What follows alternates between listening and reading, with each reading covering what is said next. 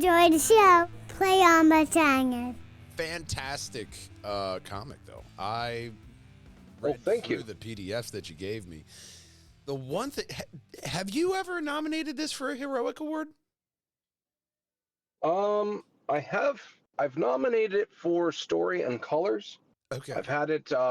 Dan Kemp colored it. He's colored like over 100 issues of Spawn and like the John Romita Jr. era of Amazing Spider-Man and stuff, which is pretty awesome. Yeah, I was doing some research on you, but I swear I have seen this comic before. It's somewhere. It's probably heroic. Because I did the videos for the last 2 years of the Heroic Awards. I did the category videos. So I got all the comics in, and I'm reading this, I'm like, I'm pretty sure I've read this before. And that makes would make sense. I have, yes, because of Richard. Richard and Al over at the Heroic Awards, and Paul. My God, those guys are great. I love that award show. Far as I know, I'm still doing the video stuff for them because fantastic award show for indie comics, especially. Yes. Here, and the crazy part is I was looking over because Facebook always lets you know when you have mutual friends, and we have mutual friends here, especially my silly little podcast co-host, and I just had him on the last episode we let out on the network here on Perjangers of Wall Hangers, Michael Williams, otherwise known as Michael Filorio, Wild Oni creator, and then a whole bunch of other former guests here, Vaughn Coleman, John Westhoff, John Dexter, Luke Stone, Ryan Howitt, all been here on the network. Love all those guys. And then, just reading over the first 2 issues of this 3-issue arc. Are there more plans for more comics in this universe as you go on from after this 3rd one? The shortest answer I can give you is initially, because this is my first time on the creative side of a comic book, as opposed to just being a fan and buying the book and reading it.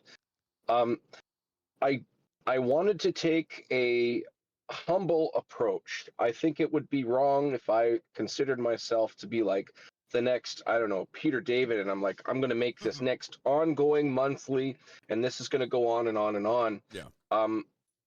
I didn't want it to be like 6 issues and fizzle out or something to that respect. I wanted to make a statement of a story. I wanted to start strong. I wanted to finish strong, and then assess from there. What's the feedback from the fans? What is my next options? I've been very fortunate. Shout out to Filbo Publishing. Once all 3 issues have gone through Kickstarter, we're going to trade paperback, and it's going through Filbo distribution to your local comic shop. This is my first time writing. I'm flattered, so it must be half decent. I mean, it's cheap for me to give it high accolades, but other people seem to be giving it a half decent review. So it's very encouraging. It's an option definitely on the table, but it was not my initial plan. Well, I mean, because anytime I always ask that, because with indie, I think there's always a set plan for what you want to release, especially when you have a story in mind. And this was your first go into writing comics? Yes. Wow. Because it's impressive. I really like how this is written. Even just from issue 1 to issue 2, I could tell the artist change without even looking up. All right, who did 1 and 2? 2 is a lot more refined and reformed. Not that 1 doesn't have great artwork. They're both classic comic book styling, which allows you to hop right into the world. You. And especially the coloring. Dan Kemp, my God, amazing color work. Amazing color work. Yes. Color and story, I can absolutely see both of these going on because it feels just like a D&D campaign, and I saw that while doing my research on you, that it came from a homebrewed D&D campaign. So were you actively D&Ding with these characters, and how long were you? Both yes and no. So when I was in my early 20s, I moved across country for work opportunity, and I left everything, family, friends, you name it. And while still keeping in touch, social media was fairly new. I was always looking for an excuse to hang out. I couldn't always fly home, but I would look for excuses to hang out on webcam. So eventually we gave D&D a try. Right. This is the better part of 15 years ago now. Not only did it was my first time as a dungeon master, but also I just was very ambitious and decided to make everything homebrew. No modules or anything like that. And I'm not going to say I bit off more than I could chew, but I definitely chewed a lot. A lot of Right. lore, story, settlements, intrigue, politics, creatures out in the wild, the ecosystem, et cetera, et cetera. We forged some really cool stories in that realm I made up. That realm I still play games in. Yeah. Right now, I'm running a campaign that exists in the same realm off the coast of the mainland. There's an island with a very aggressive current. Due to a kraken, the players have found out, but right at the start of the game, they get marooned on the island. They don't know each other. They happen to all jump on the same lifeboat. Their main ship was attacked by pirates. They get on the lifeboat, they go on the island, and pirates are still chasing them. And they don't know why. The pirates decided to sacrifice their ship and get on the mainland, and they keep on pursuing. Halfway through this campaign, it's been revealed that one of the players is actually the captain who's been mutinied, and they've been trying to get him. Nice. So the rest of the players are like, why are they chasing us? And one guy's like, I have no idea. But in reality, he's been hiding amongst the group to try and get away from them, strength in numbers at their ignorance. Like I was saying, it's been the better part of 15 years, and there's been all of these stories. I picked one that fit very well into a mini series, I felt. Right. The main difference is I took out the characters that the players were playing as, and I injected in my own characters based off of people I know and specific references and other things. It was very interesting to write this story because it's very understandable, because in my gaming life, it was my history. So it was more like reporting the facts, but through the lenses of new characters. So it was a pleasant surprise to see how well this story melted together. Excellent. Almost like a bard retelling an ancient, an Yes. ancient quest that, That's right. they were a fly on the wall from, which was essentially The Witcher. Yeah. But it's very interesting because you pick right up in issue 1 with these friends just all meeting up and then stumbling onto an adventure, just like I had one venture into D&D, and we attempted to do a Dungeons and Dragon podcast. So we got everybody on this actual server on Discord, and we got together a couple weeks. We strung together a couple episodes, and life gets in the way, especially when you try to do D&D. So Yes. put it on a hiatus, I'll say. But it was one of the most fun things that I could say I've actually done with another group of men as an adult. But it also helped my writing. There's something to be said. Go ahead. Well, it also helped my writing too, because all of the people in my D&D were all writers. We're all comic writers. We're all writers in general. So it's just so much more fun that way, because you're just around. It's like being in a writer's room, and you're just it's that writing that kind of, it melts the third wall of a lot of film and stuff for you, and you're like, no, I got something so much better that happened in D&D. Let me tell you about this tale. And it's truth kind of stranger fun. than fiction with fiction. Yeah. And it feels like someone's D&D match, that just these characters know each other. It's the art in the second comic really flows into it. And when you check out the Kickstarter and just the covers alone, the inks, the pencil and inks done magically. The Dan Kemp is really a master at colors. The covers that you get on these are fantastic in their own right. I love especially what looks like the Necromancer cover, the variant that you have on your Kickstarter now. Now, it's funny you mention that. So 2 things. First one is I was able to get both of the Kemp brothers in on this. So Dave and Dan, both of them have colored different covers. That specific one, that Necromancer, Mm-hmm. cool little piece about that Necromancer that I'm allowed to give away right now is she is an elven Necromancer, which is kind of like a walking contradiction. Yeah. Um, Another interesting thing, that specific cover, that's drawn by Harv Salterras. He is one of my favorite artists from a book I collected when I was a kid. That was the volume 2 of Ghost Rider. That first year where Dan Ketch took over as the rider, and eventually Johnny Blaze started chasing him. Yeah. That's all drawn by that artist. Wow. And that every issue, every cover, that the first 12, I believe, 12 or 11. But regardless, to have all of this talent buy into little old me, who am I in regards to the comic industry? For them to stick their neck out and put their name on my product, their metaphorical fingerprints over what I'm trying to get assembled and put together. I've said this on other podcasts. This is the equivalent of having like Kurt Cobain or Elvis Presley perform a song that I've written. Yeah. I'm beside myself and flattered. Oh, yeah. I mean, well, I get that, but, you know, there's a lot of modesty that goes around in the comic industry. My famously, my co-host of Tales of the Hunted, Frank Percy, he was Punisher War Journals anchor.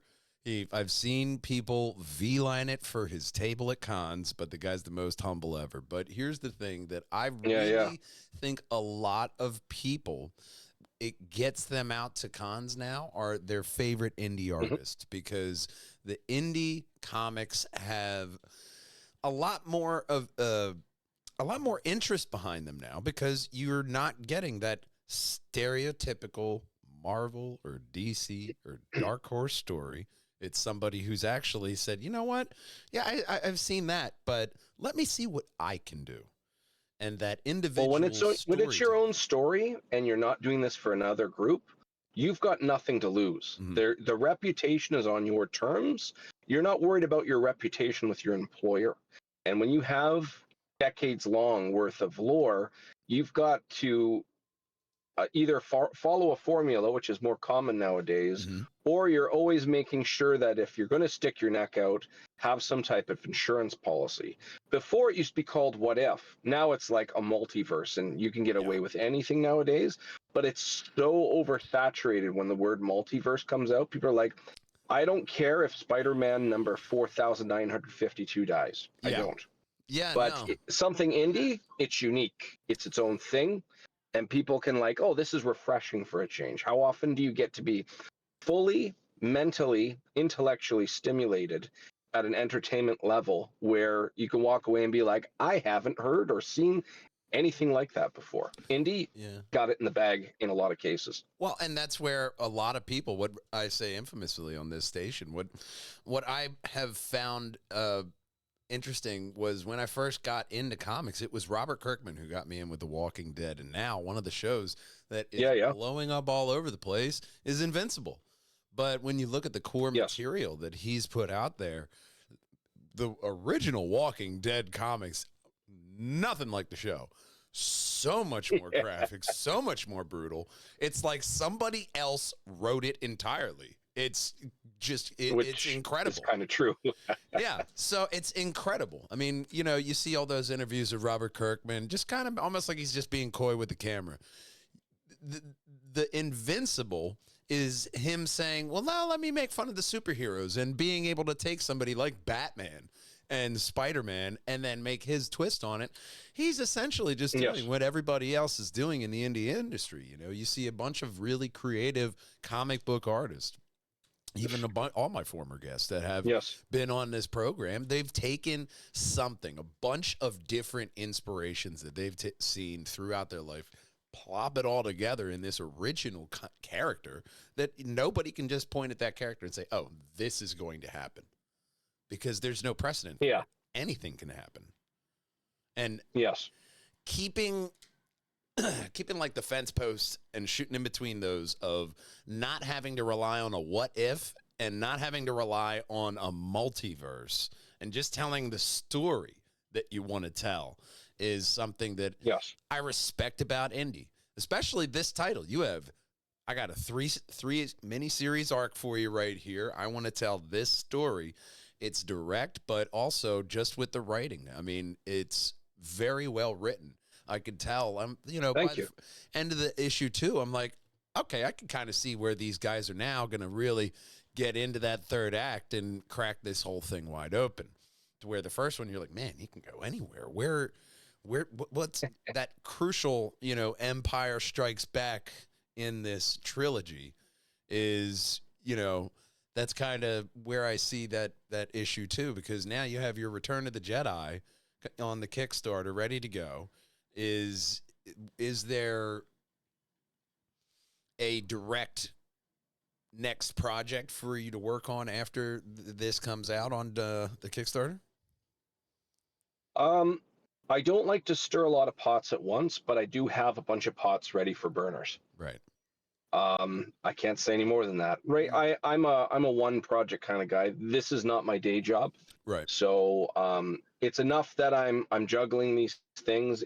If this was my day job, I'm sure I could focus on significantly more than just one. But for now, I'm just having fun. I'm enjoying the experience, the talent and the people I've met. And on top of that, all of the support I've gotten from the indie community. It is a really fun ride, and I'm definitely encouraged to keep on doing more. That's for sure. Yeah, one of the best parts of the indie comic community is meeting other indie comic creators, because they're even more stoked for your idea than you. And the love that you get out of the community. I mean, even just the amount of writers and artists that I've seen link up after this show and end up working together just because, hey, man, you know what? I really do like your art style. This thing I think would really work together. Infamously, Josh Shockley and Frank Percy have worked together a bunch just on different projects, and that's where it comes from. The love of original artwork and teaming together. So where you'll end up, that's kind of the fun part. You never know what will happen tomorrow, but focusing on the project at hand in front of you is the smart way to deliver the product, the quality assurance for the customers, that they're going to get this whole complete story. They could pick this up and say, you know what, man, this is actually one of my favorites. This was his first thing that he wrote, and it's right in my library. I'm always a compendium kind of guy. You give me a whole story, I'm going to snatch that right up, and I'm just going to have that in the whole library. The physical media, I think, is something that it's something that you can get really attached to. It's easy to give somebody a digital file, but with indie and especially Kickstarters, getting that physical copy, having the artwork in your hand printed, there's nothing like having that book physically in your hand.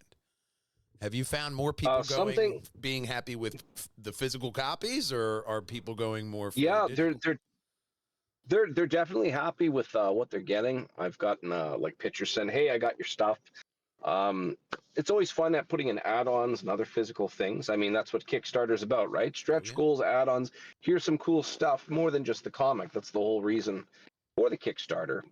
One of the coolest things about the physical copies for this one coming up, you mentioned some of the covers. The one with Chasgo, that's colored by Dave Kemp, and it's drawn by somebody who goes by the alias of Pogs Art.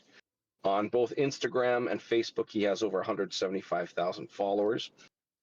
Okay. That one, everything white on it is going to be glow in the dark. Oh. And it gets better. The cover underneath that is a picture of Dun and Eni walking away from what looks like used to be a building and is predominantly just a flaming wreckage. Yeah. Is going to be lava foil. Oh, that's going to pop. Oh, I think so. lava. And that's done by Fish Lee from concept to color. That's all him. And I told him I want this to be lava foil, so keep that in mind when you're coloring, positioning, etc. And I think he knocked it out of the park, just like the rest of the covers there. Oh yeah, that is a really great cover, and I love the title card at the top, just like it's burning amongst the building. Very, very nice. That, and especially with Chasco, First off, love that character. It's a Thanks, man. he's a lovable character, but he's that character that's overpowered, but he's going to be polite to you. Yeah, it's interesting. I've had lots of good questions about him. Before I got this comic going and I finished the script, I showed it to some people, and I got a very common statement about how they don't feel he's completely on the level. Mm-hmm. They felt he was very nefarious and very reserved. Yeah. That was not my intention. So one thing I did to counter that out is I put in narration. The first issue is narrated by him writing to Annette. That was and I felt nice that gave him detail. a bit more relatability. I love the narration detail. I thought that was very nice he was narrating the first one, and it was Sarlacc on the second. On the second. Yes. That was a very nice detail. I thought that's a nice way to tie in the emotional strings to this character. You're getting their innermost thought. You know, that's one of the benefits of having this, medium. You know, you can tie into that feel from the books, but you can also pull him in with the action and the splash pages of like an action movie. And one of my favorite, I believe it was in issue 2, where it's Chasco looking into, it's page 9, with Chasco looking through the bird's eyes into the different. Oh, yeah, it's like a mirror, just shattered, and all the locations. Yes, just that artwork alone, beautiful, because it really just sells how his power works, how it's hard for him to do that. You know, you don't always. You can't always pick that up in, let's say, a live adaptation or an animated adaptation these days even. This is something that you can only find in this medium, and it comes out of the writing and the teaming with the artwork to come out on the page like this is very expertly done.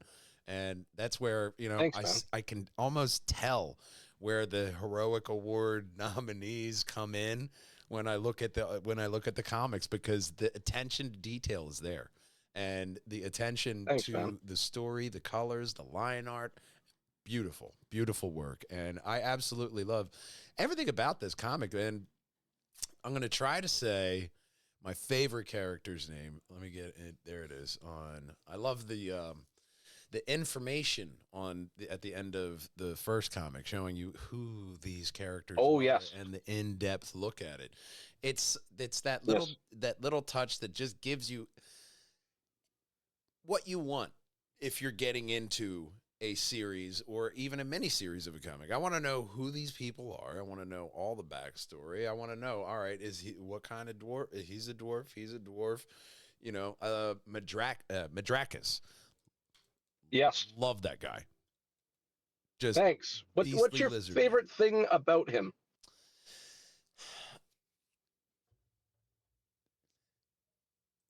I don't know how he would sound, but his lettering and how he just comes across, it almost seems like proper, but he wields magic very viciously. You know, you see in the one when the chase scene when they're running away, he's waits until he gets so close so he could just pile drive him with a huge piece of earth with magic. Yes.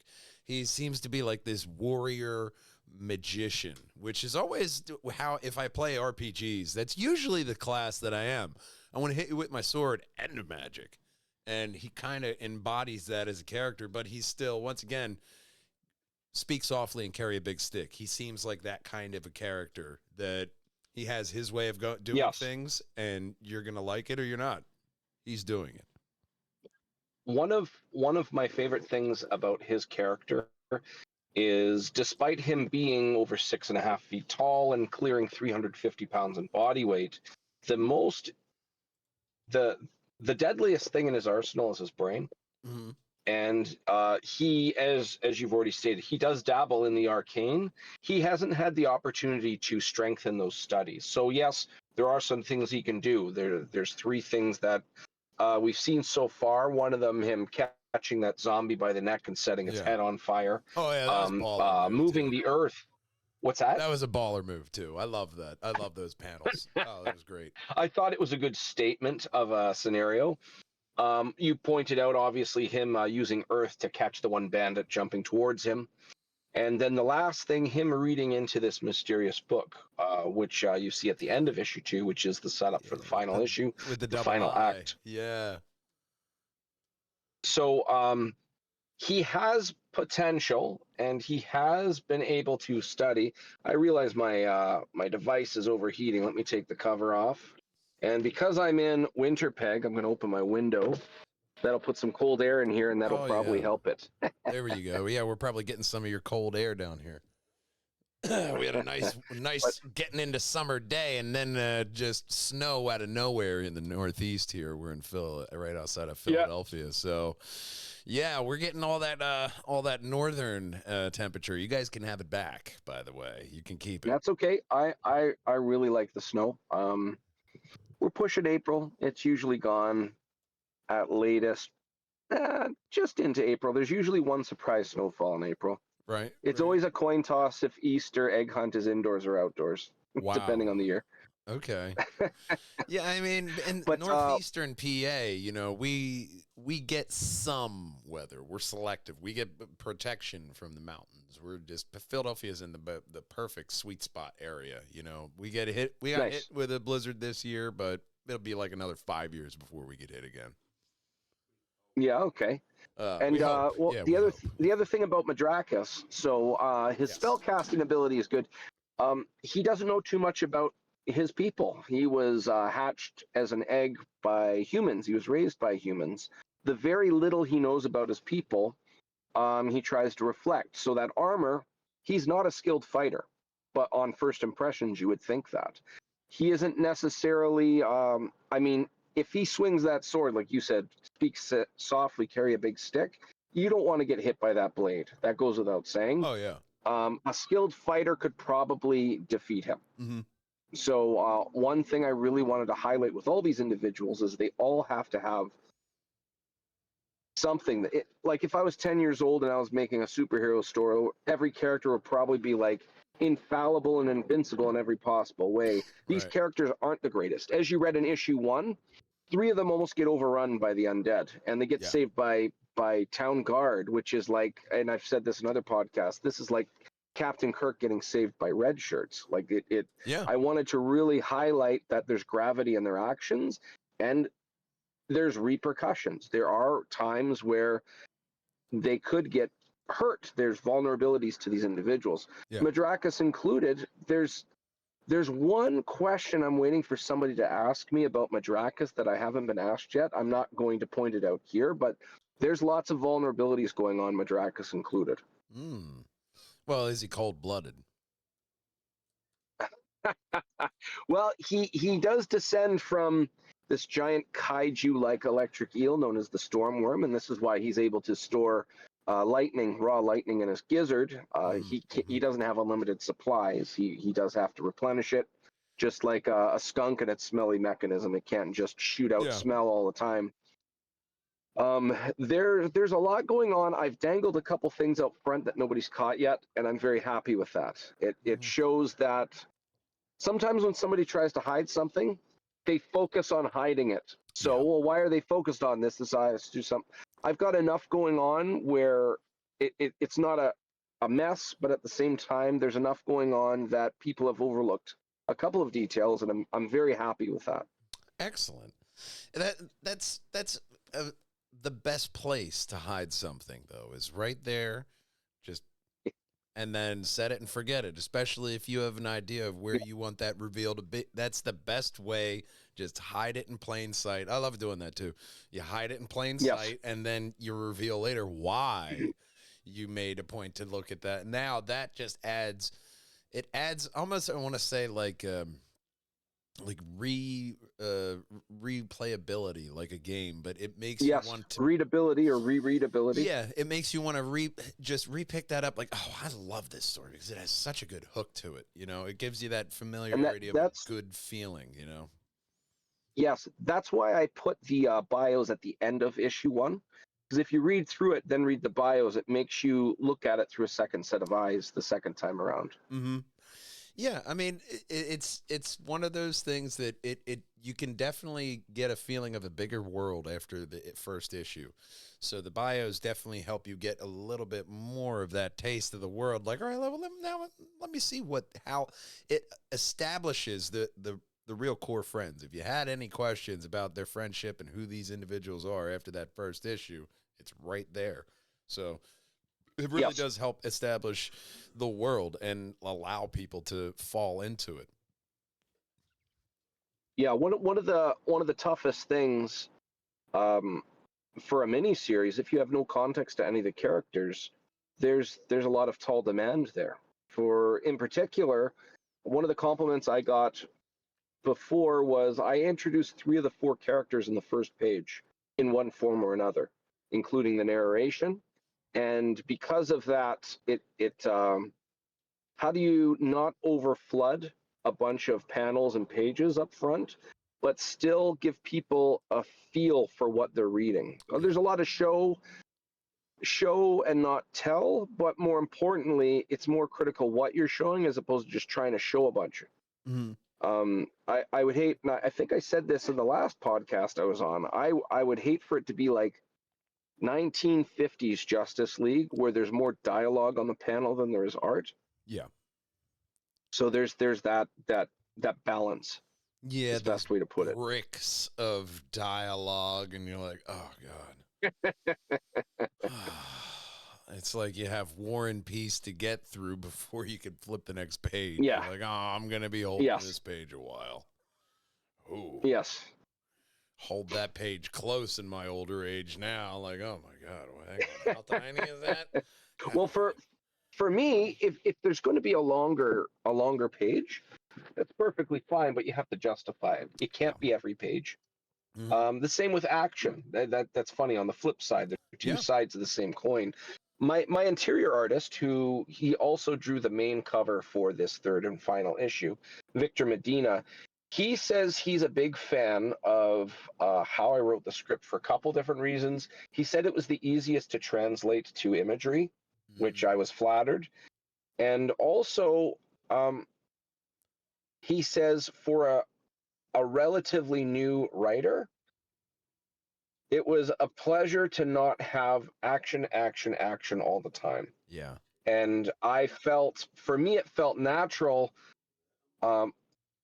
I'm reminded of that one scene in Wayne's World way back when at one point at this restaurant, he opens up a door and you see like a bunch of ninjas and with a bunch of bullets, guys coming down on zip lines. Why do you have this? He says, I don't know. I just always wanted to open a room and see this. And it's unjustified, but it's hilarious because they're making fun of that dynamic. All of the action has to be justified. It can't be action all the time. So I had no problem slowing it down to justify when it picks up. It has more of an impact. Just like a full worded bricks of words, like you put it, if you're going to have that, it better have some reason for it. There was issue 1. It's got 2.5 pieces of action that cover more than one page, obviously. Yeah. In issue number 3, it focuses more on not intrigue. Intrigue in the first one. The second one has more about tension. Mm-hmm. There's a lot at stake involving sneaking around. One of the characters disguises himself as a woman to sneak in. There's a lot going on, but it's more about what's the gravity if we get caught. And then the last one, I mean, the other 2 issues have action, but this last one, all bets are off, and it's just time to throw down. Not every page is just blatant action all the time, but the majority of that book is resolving conflict and finishing the story. So it's going to pick up. It's going to go pretty darn. It's going to get heated. We'll put it that way, and lots of explosive imagery. We'll put it that way. You can really get a sense of how well they work as a team, and that there is a lot of history in there, even in 2 short issues, which is expert world building, and a lot of Thanks, man. One thing that people can really get hung up on is lore. because they feel like I gotta be Bethesda and have 7 years of lore in there when you don't gotta do all that.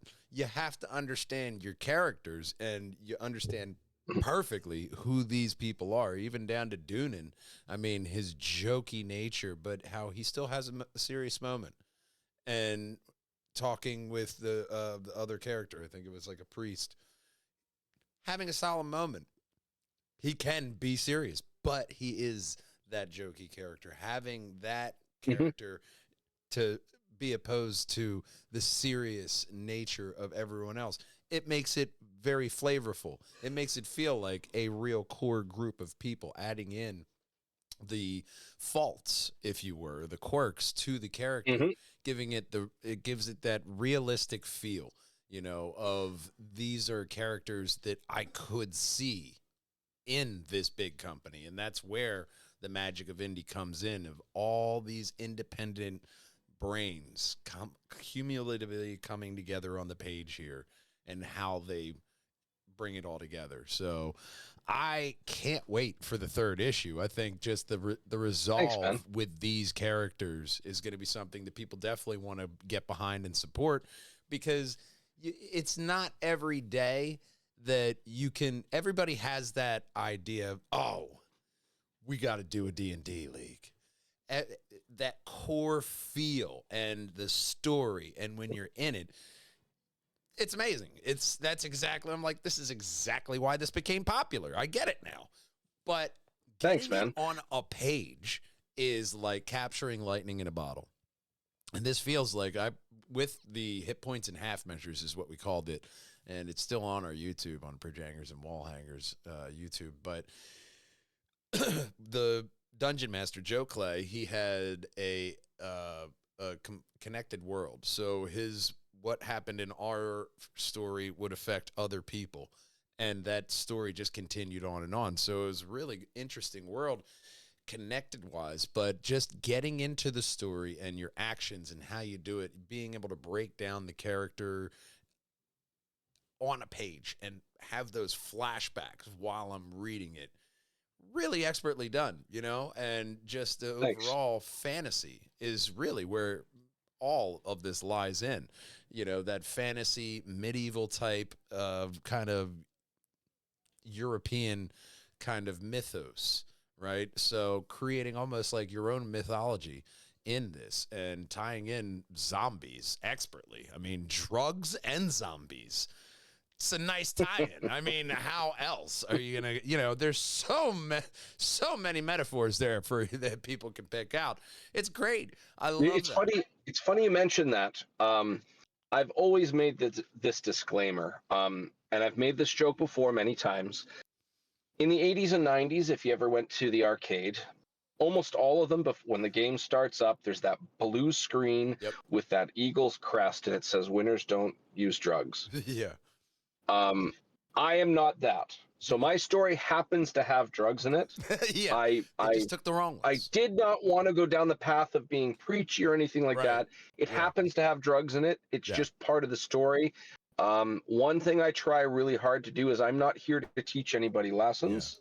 I'm here to entertain, and I just want to tell a cool thing and have people look at it and be like, that was a cool thing. I got to escape from reality for a bit. It was very original. I never want to cudgel somebody with a message, I guess is a good way to put it. Well, yeah, but it was very original, I find, to have like, oh my God, we got these zombies. These guys are on the weave. You're like, oh, Jesus, we know those guys. Yeah. It makes it, once again, the realism is there, but it's almost like if you popped on AR glasses, it's like covering the filth of the grimy part of town with, you know, a dungeon. It's something that it just makes it. I hear you. It kind of masks it, but it adds to the believability of this world and the characters, because you could see this group of adventurers going, hey, man, we came back home to meet up, but there's a serious drug problem here. Look at these zombies. Maybe we should look into this. I guess. Oh, yeah, you're right. I guess a good way to put it is I wanted to reflect but not preach, I guess is the best way to put it. See, that's good, because that's taking inspiration from and not harping. People don't want to feel like you're harping on them. Everybody has a mother. Right. But using it as a story device is different because this shows, instead of preachy, it comes off as setting the tone and the mood because Yes. it's more That was the adding to intention, that. yes. Yeah, adding to that relatability of, hey, you can relate to this moment. Now let me turn this up to Spinal Tap 11 in this fantasy setting. And it allows, once again, people to just want to flip and read more and keep going into it. You know, it's not one of those when I'm reading through the digital file to where I'm looking at like, how many more pages? Oh my God. You lose time. I'd like to call it any kind of a media like this. They're time travelers because you'll start it at one point in the day and then you'll look at the clock and be like, oh my God, what time is it? Oh, oh, I gotta stop reading this. I gotta get up. And you brought up, you reminded me of something of interesting fact. This story was intentionally, or rather, initially supposed to be 2 issues, and the reason it's a third is I felt it was too condensed. Okay. In a lot of cases, with more mainstream comics, especially the big 2, it can feel the opposite, like Yeah. it's stretched too much to like fit a quota or match a storyline, a monthly ongoing. There's a lot. Mine, going I actually around. had to put it into 3. It just wouldn't fit in 2. Well, there's a lot going around with that just in general writing for any kind of media these days. There's a lot of that serialized. All right, I got an idea. Well, how do I stretch this into 7 episodes? There's a lot of that around. Yes, and make sure this issues adds to it. or episodes 2 and 3 and 6 are really fluff. You could cut them out altogether. Exactly. I mean, Jesus, everybody is sitting down to watch a show, infamously anime fans, especially Naruto, because how much of that show is filler? There's a guide online so you can watch just the core episodes to the story and avoid the filler. Yeah. You know, so people, they have found they don't like filler. But one of the things that I think the Western Asian countries with their manga have been taking America over by storm, especially in the print media with manga. And I think one thing that manga really does well is something that you do well in this comic, and then that's that you set up consequences. It's not like, oh, like Marvel, like, yeah, Steve Rogers will be back. We'll write him in 5 more issues. There's consequences to this. These people actually are fearing for their lives. They may be written out entirely. You know, there's that that tension there, which I think also tied in with like The Walking Dead. These characters could go at any moment. Who's gonna Who's gonna leave? Who's gonna miss? That kind of who's gonna die is just adds to it in the story when you don't know what's going on, and it does have this relatability of this whole problem infesting this nice country town. So it's something that it has a lot going on for it. That the third issue, I can't wait to see how this one turns out because I think you're really going to surprise and wow the fans with how this is all going to wrap up. Yeah, I'll give you a couple hints. And they're in things I can't show yet. So far, as you've seen on the pre-launch, I'm trying. I'm at my best number of followers. I believe as of this recording, it's 133 right now. And the covers on there underneath, there's 4 of them. There's more covers coming. Excellent. I can't talk about them because there's just timing for it. I mean, I would talk about this entire series right now if I could. I mean, it's been 2 years of saying nothing, and it's torturous. Well, I think But I want to break even on my Kickstarter, so I'm not saying anything. Even what you have on the Kickstarter really kind of shows enough of what is to come. It's enough to get me excited for, especially with the Necromancer cover. That alone right there, I'm like, there's 5 more. Where is this going? Once I see that cover, there's like an expectation, like of a favorite show that's coming out. Like, oh man, I wonder where they're going to go with this one. There's that, that third act crescendo that everybody's waiting. The first 2 were expertly done, and I'm going to have the link in the description below for everybody to go and check out, follow Madcaps to get this third issue, because I can't imagine there won't be a tier on that Kickstarter where everybody can have all 3 of these issues off of this one Kickstarter. So I imagine There's 5 more covers coming, ooh, and that it's a tad excessive. And when you see them, it will make sense. okay, And that's the only hint I can give about that. right, There's some. It's all about timing, right? Right now is not the time to show it. But yeah, if anybody wanted to follow me, if you can find me on Instagram as Raymond the DM. You can find me on Facebook as DM Ray. You can also find the Madcaps Facebook page. We're nearing 500 followers. In a nutshell, any human being, when you get old enough, there's certain circles or at least one individual you don't get to see as much as you want to. And it could be to the point where you see somebody for 5 minutes as they're passing through a city, and your very inner essence feels recharged from it. Man, I really needed that, and I didn't realize how much I needed that. This miniseries, as you've already pointed out, it's like a fly on the wall to that level of camaraderie. It's an homage, if you will. And if anything I've said here, or rather, all of that expressed in the form of the theme of fantasy, portrayed through the medium of a comic book. If any of the last handful of sentences I've said resonates with you, I guarantee you'll enjoy this story. oh, absolutely. I mean, it's a story about a group of friends, and that's the thing I think I related to it the most, because at 1 out of those 4 people you can relate with in this story, especially with how they go about just being part of the story.